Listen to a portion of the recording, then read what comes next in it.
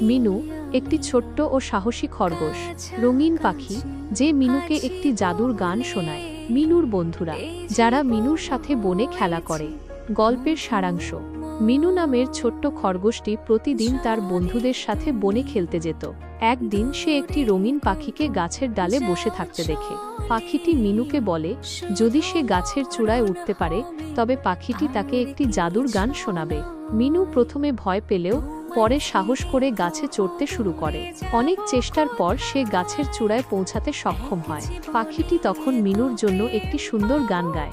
গানটি শুনে মিনু এবং তার বন্ধুরা খুব আনন্দিত হয় এবং একসাথে নাচতে শুরু করে। এই ঘটনার পর থেকে মিনু আরও সাহসী হয়ে ওঠে। গল্পের শিক্ষা: সাহস। এই গল্পটি আমাদের সাহস যোগায় এবং শেখায় যে কঠিন কাজও চেষ্টা করলে সফল হওয়া সম্ভব। বন্ধুত্ব: গল্পটিতে বন্ধুদের একসাথে আনন্দ করার গুরুত্ব তুলে ধরা হয়েছে। আত্মবিশ্বাস: নিজের ওপর বিশ্বাস রাখলে কঠিন কাজও সহজ হয়ে যায়। এই গল্পটি শিশুদের জন্য খুবই শিক্ষামূলক। এটি তাদের সাহস, বন্ধুত্ব এবং আত্মবিশ্বাসের গুরুত্ব সম্পর্কে শিক্ষা দেয়।